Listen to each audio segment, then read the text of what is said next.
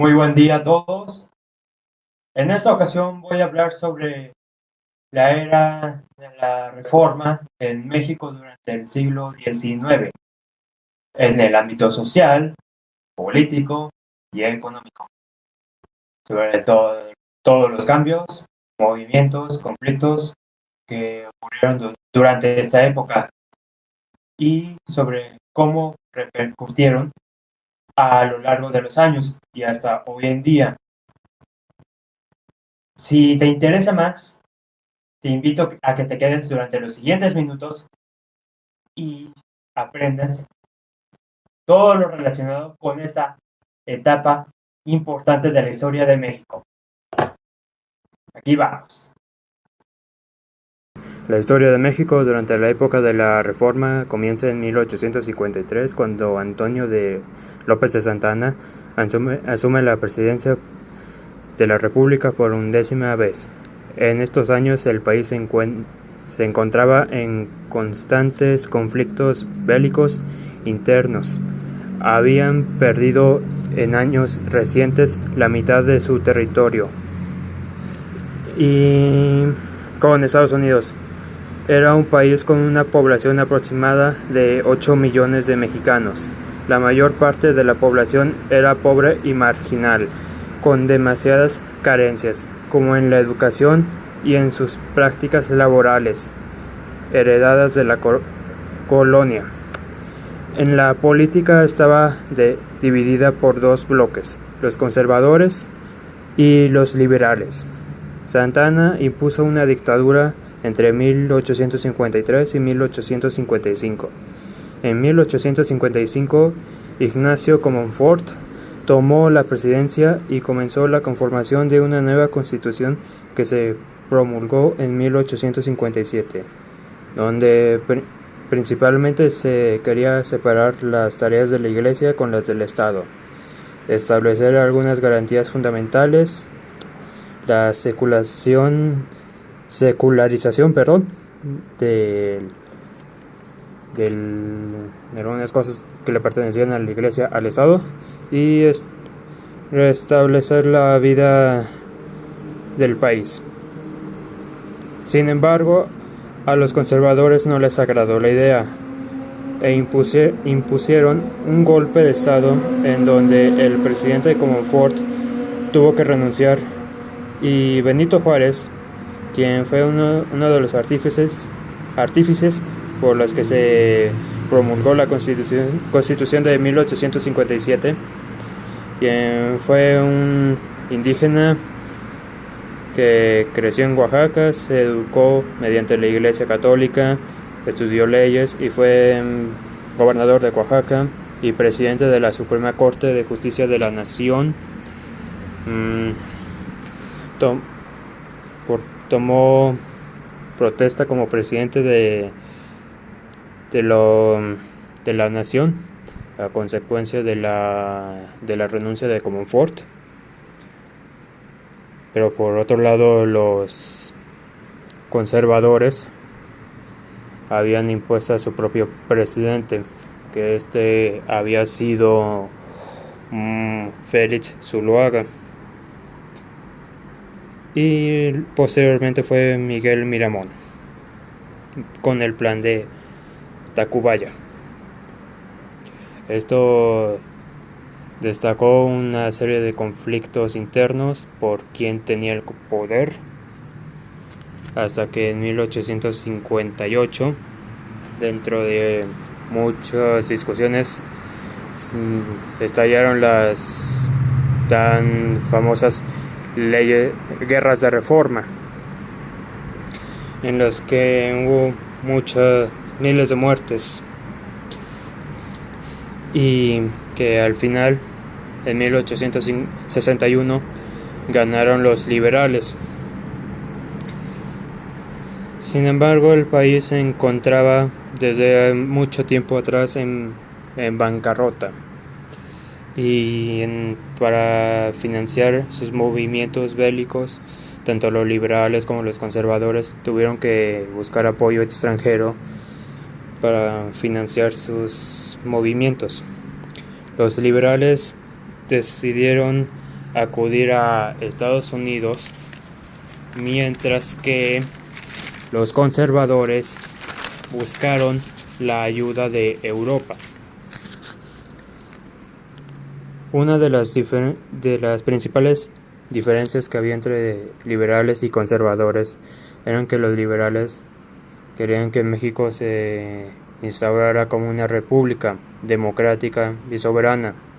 En cambio, los conservadores querían que México volviera a ser una monarquía.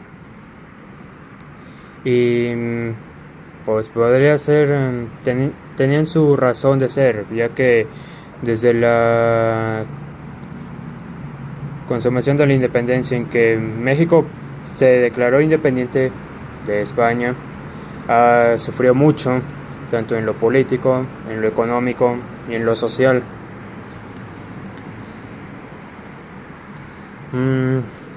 Pero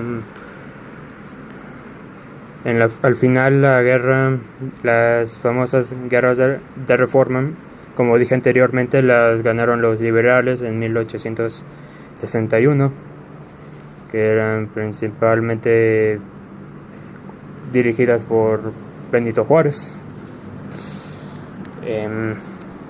Pero por otro lado, México contraía deudas con Inglaterra, España y Francia. Y estos amenazaban que si no les pagaban, amenazaban a México, amenazaban al presidente. Si no pagaban, invadían el país. Pero al final de cuentas llegaron a un acuerdo con Inglaterra y España para que pudieran México pagarles en cuanto tuviera dinero.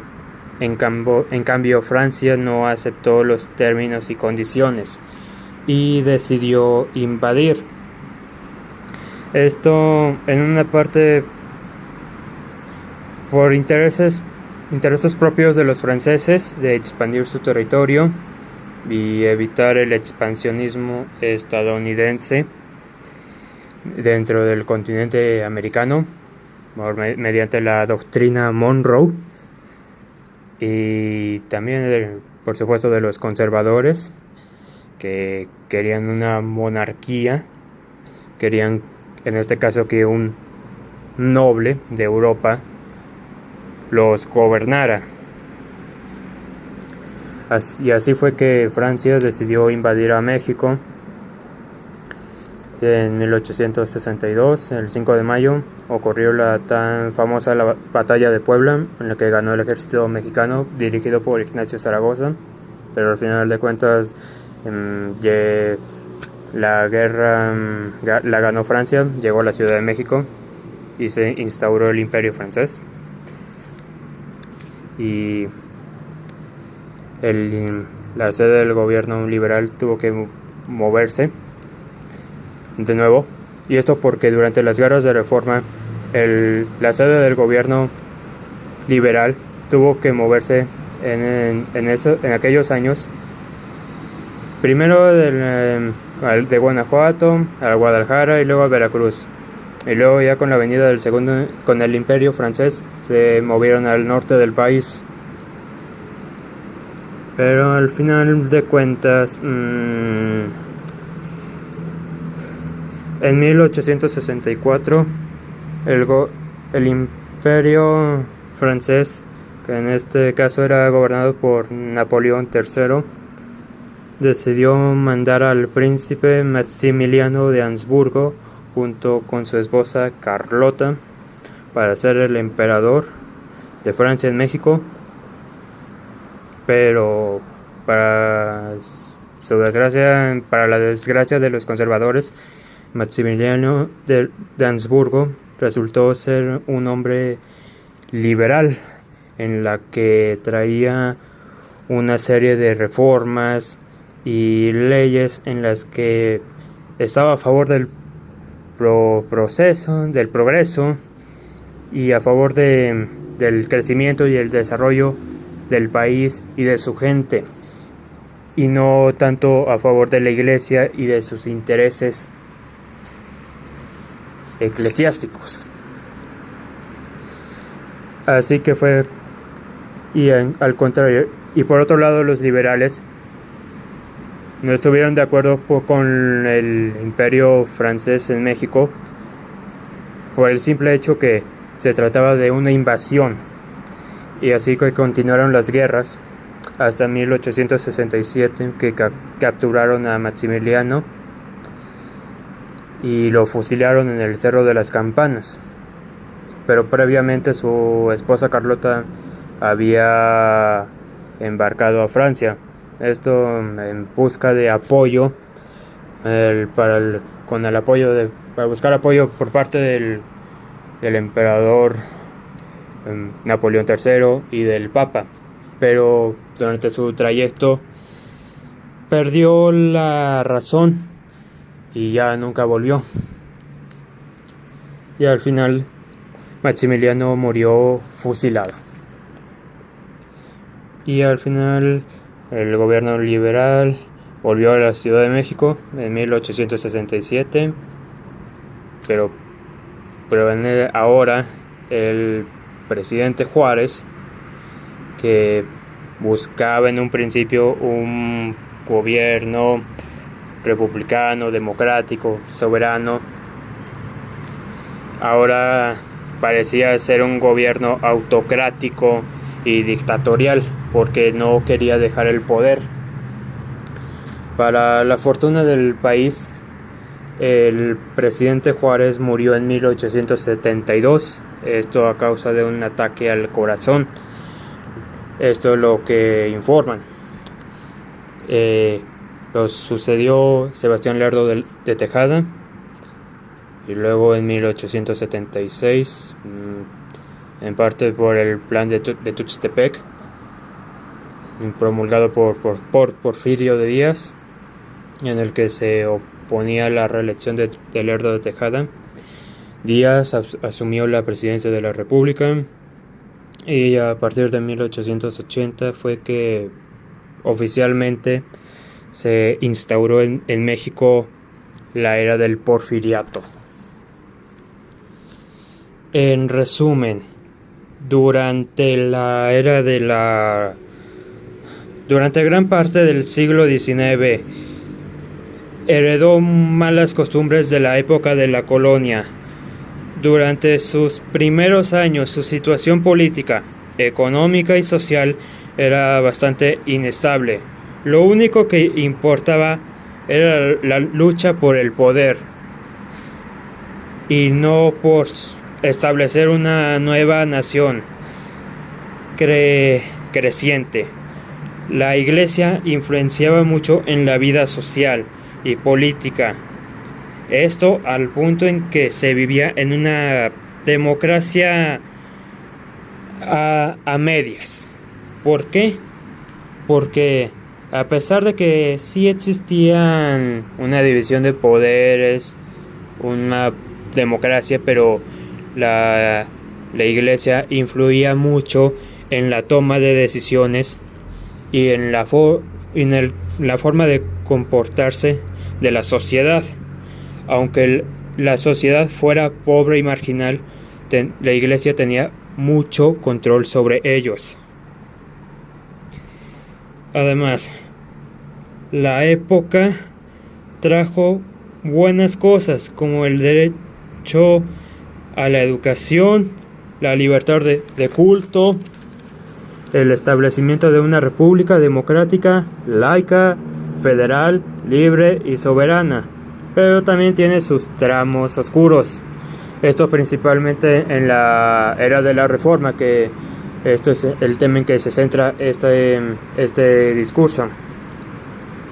La población común vivía normalmente como campesinos o se ganaban la vida como bandidos.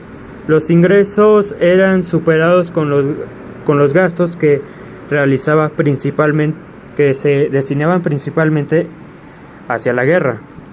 El ingreso per cápita descendió 116 pesos a fines de la colonia a 56 pesos en 1845. En Estados Unidos se duplicó el ingreso per cápita.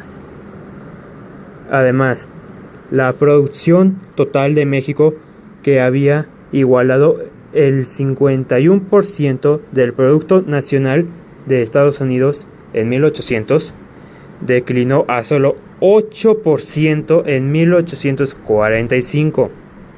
El México de mediados del siglo XIX se caracterizó por tener una economía dual, en donde una parte de la economía prevalecía en la Ciudad de México y otras ciudades provincianas, mientras que el resto, si no es que la mayor parte del país, vivía en una economía de autosubsistencia. Por otro lado, la tierra mexicana y su topografía eran una limitante que tenía el país por su estructura, por daños por desastres naturales, cuestiones climatológicas y costos elevados de construcción de caminos y mantenimiento de estos. Todo esto por la frágil infraestructura que se le dio a la Nueva España en la época de la colonia. Las pérdidas causadas por las guerras de la independencia en la agricultura se estiman que fueron por 70 millones de pesos, en la minería por 20 millones de pesos, en la industria por 11.818.000 pesos y en el circulante, mayormente la plata, por 786.000 millones de pesos. Y en cambio la economía mexicana en general se recuperó hasta finales del siglo XIX, para ser precisos, cuando se instauró el porfiriato en México. En algún momento del siglo XIX, la deuda pública externa del país llegó a formar parte hasta del 65% del PIB nacional. En conclusión, el país heredó malas costumbres y los estragos que trajo la guerra de independencia, en donde le costó gran parte del siglo XIX para tener un orden jurídico, una estabilidad económica aceptable, y en lo social, aunque la sociedad sí sufrió bastante, pero sí se establecieron algunas bases para mejorar la calidad de vida de los ciudadanos. Por ejemplo, el querer implementar la educación gratuita, evitar el maltrato laboral y reducir las jornadas extenuantes a los trabajadores, y por ejemplo que la soberanía resida en el pueblo, las cuales se fueron modificando y mejorando a lo largo de los años. Y algunas cosas que podemos ver hasta el México de hoy. Como podemos ver, en esta época de la Reforma se definió en parte la forma de gobierno que hoy practicamos hoy en día. Hay algunos principios y garantías que hoy practicamos hoy en día. Por ejemplo, el que el gobierno y el derecho al voto, bueno, no al voto tal como tal, el derecho a la soberanía, a la libertad de culto, la libertad de pensamiento, a la educación, a todos estos derechos básicos que tenemos como mexicanos, a todos, por ejemplo, al registro civil, que fue una de las consecuencias que ocasionó la reforma, tras separarse de la iglesia. Y además, pues sí, durante el mandato o el breve mandato de Maximiliano, que bueno, que no se pudo concretar, pero tenía buenas intenciones de proteger a los indígenas, de proteger a los trabajadores y de crear mejores condiciones de vida a los mexicanos, tener mejor salud, un mejor sistema de vida en general. Bueno, hasta aquí sería todo de mi parte. Espero que les haya gustado el contenido y si quieren investigar más, pueden hacerlo por su cuenta a través de videos, archivos académicos o investigando a través de librerías o bibliotecas. Muchas gracias y muy buen día a todos.